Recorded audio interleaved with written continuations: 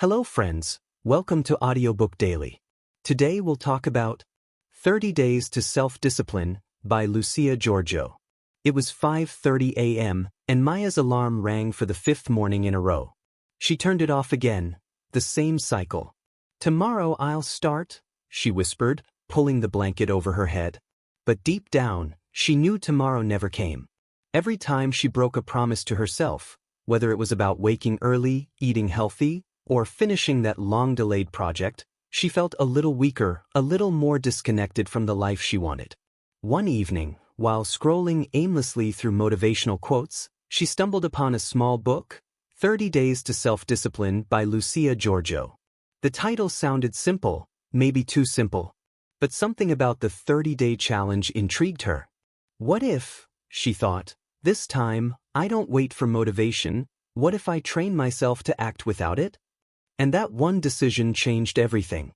The 30-day journey to discipline. Lucia Georgiou's 30 Days to Self-Discipline is not about perfection.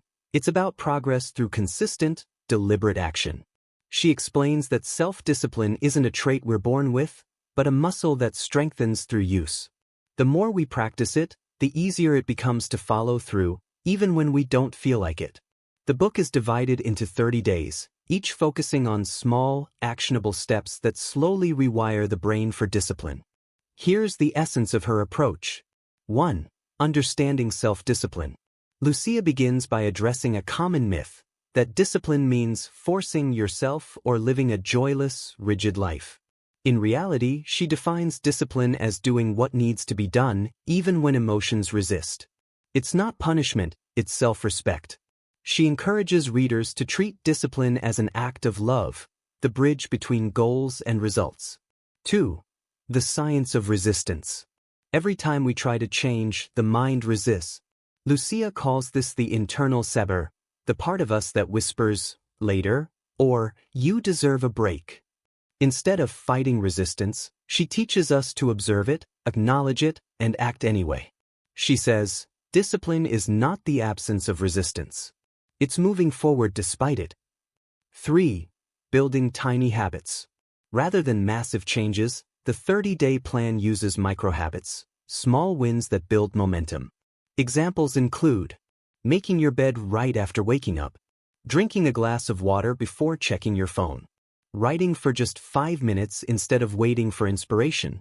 These actions seem minor, but Lucia emphasizes that every act of discipline strengthens your identity, shifting your self-image from "I'm lazy" to "I'm someone who follows through." For the role of mindset, Lucia teaches that discipline starts in the mind. The thoughts we repeat shape our actions. She introduces mindset reframes such as, "I get to do this" instead of "I have to do this." "I'm training myself" instead of "I'm punishing myself." By changing the internal dialogue, discipline becomes empowering, not exhausting. 5. The 30-day challenge.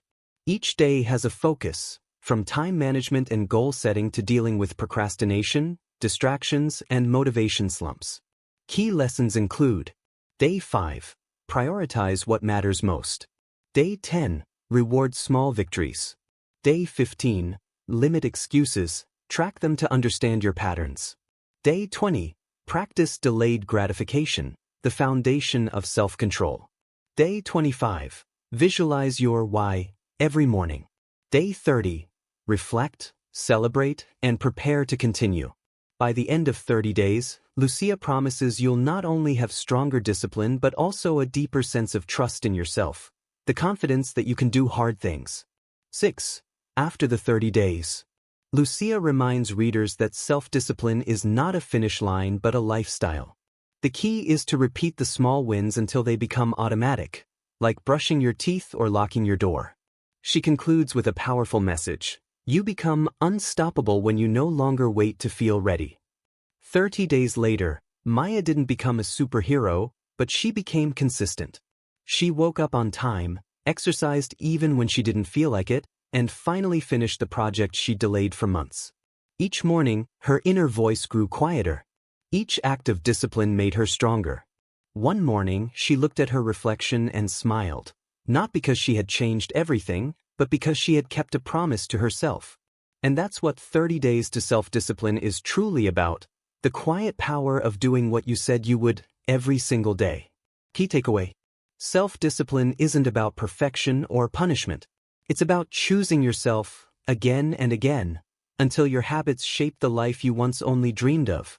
Thank you for listening. See you in next Audiobook Daily.